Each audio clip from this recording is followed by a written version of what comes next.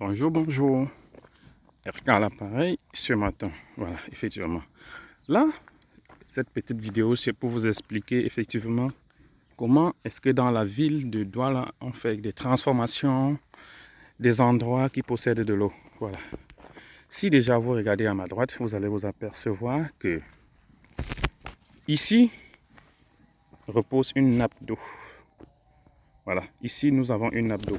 Généralement, ces nappes d'eau en saison sèche disparaissent.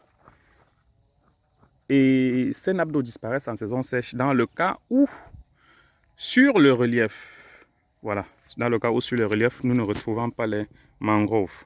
Voilà ce qu'on appelle les mangroves. Des petits herbes qui sont comme le taro ou alors le macabo. Les voilà. Ces herbes se nourrissent des eaux en une grande profondeur. Elles peuvent atteindre 2 à 3 mètres de profondeur d'eau. Ce qui veut dire que si en saison sèche, l'eau n'est pas sur la surface, vous n'avez qu'à fouiller 50 cm ou 1 mètre. Vous allez trouver beaucoup d'eau. Voilà. Par contre, généralement, dans d'autres zones mouillées, nous avons juste le relief qui montre que la nappe d'eau a manqué où aller. Vous comprenez? Ça veut dire que l'eau ne vient pas du sol. Mais tous ces cas sont toujours gérables parce que le plus idéal, c'est de savoir si en remblant comme ici, par exemple, ça c'est une route, permettez mon lapsus, ça c'est une route, et que nous sommes en train de procéder ici en ce moment sur un remblai. Voilà, là il s'agit d'un remblai. Lorsqu'on a créé ces routes, vous effectivement qui voulez peut-être prendre un morceau de terrain, si vous prenez par exemple ici, notez bien que vous allez rembler déjà pour obtenir la référence de cette route et après rembler encore jusqu'à déborder le niveau. C'est-à-dire, si vous voulez déborder maximum 1 mètre. Ça veut dire que votre fondation plus tard sera à 1 mètre. En faisant une fondation de 1 mètre, vous serez à l'abri de toute inondation. Généralement, dans ces zones, les constructions doivent se faire avec une étude vraiment approfondie. Parce que généralement, au Cameroun, par exemple, je prends le cas de mon pays parce que effectivement j'y suis. J'ai déjà fait la remarque parce que c'est un travail que je le fais depuis très longtemps et la remarque est basée au niveau du fait que la plupart de ceux qui n'ont pas les moyens, ce sont eux qui viennent prendre les endroits mouillés. Voilà, permettez-moi de me présenter. Voilà, Rodolphe Kemeni. La plupart des gens qui prennent de l'eau, bon, vous n'allez pas trop me voir, c'est vrai. Je n'ai pas une possibilité de faire une capture d'image de mon côté. Pourquoi? Parce que la vidéo est une vidéo pro. Voilà. Donc, comme je le disais bien tantôt, la plupart des gens ont l'habitude de prendre des terrains dans les zones mouillées et font des investissements auxquels ils font erreur. Voilà. C'est beaucoup d'erreurs. Parce que normalement, dans ce genre d'endroits, on va dépenser plus. Vous voyez, ces genre d'endroits, ce sont des endroits les plus bien. Puisque ce sont des endroits que même en saison sèche, vous avez une fraîcheur qui n'a pas de nom lorsque vous avez conçu. Vos plantes poussent, vos fleurs poussent dans les maisons, ça dit il y a une fraîcheur qui n'a pas de nom. Mais par contre, il faut beaucoup investir pour faire des fondations un peu plus élevées.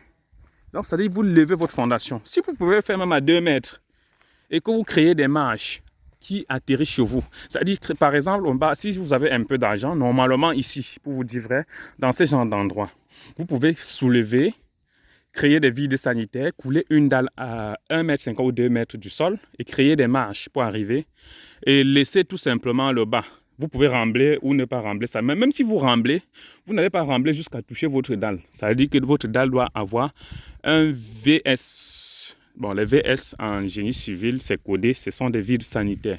Maintenant, ces vides sanitaires vont vous permettre de protéger votre fondation, c'est-à-dire isolation thermique et tout ce qui va avec l'humidité.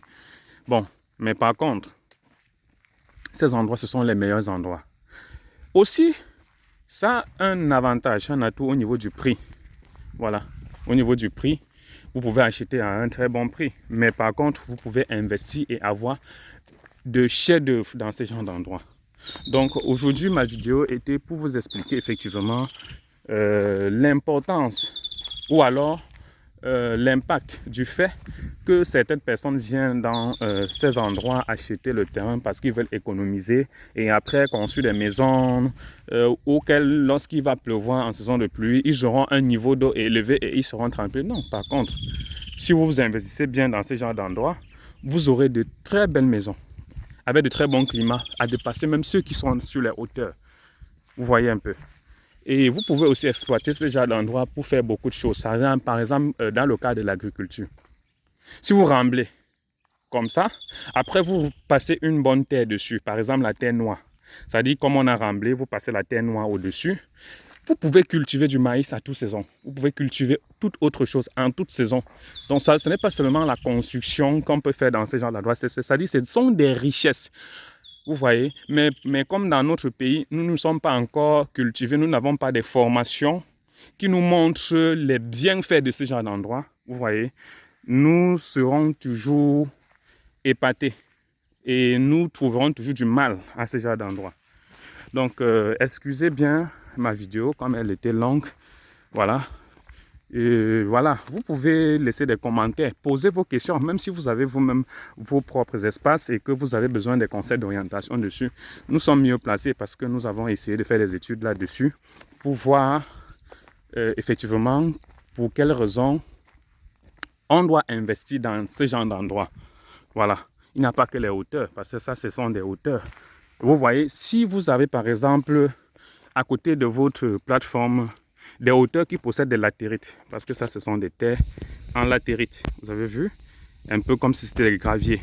Ça veut dire que c'est encore de très bons avantages. Vous pouvez rembler. Dans d'autres cas, vous pouvez rembler, laisser 1, 2, 3 ans. Là, ça va faire son tassement normal. La terre va retourner en état naturel et vous aurez également un sol comme ceci. Ce n'est pas de la magie, c'est juste des choses naturelles qu'il faut apprendre. Donc, nous allons rester dans la vidéo, commentez, likez, partagez, abonnez-vous au maximum et posez vos questions. Hein. Là, nous essayons de travailler ensemble. Vous pouvez avoir des questions, des connaissances auxquelles nous pouvons échanger. Voilà, c'est toujours très important parce que nous ne sommes que des êtres humains et à force de changer, à force de montrer, à force de chercher, on finit toujours par trouver. Voilà, donc c'était RK à l'appareil. APK14 en fait. Donc ici nous nous retrouvons à APK14 dans l'arrondissement de Douala 3e, dans la ville de Douala, Cameroun. Voilà. En Afrique bien sûr. Voilà. Effectivement. Donc portez-vous bien. Merci.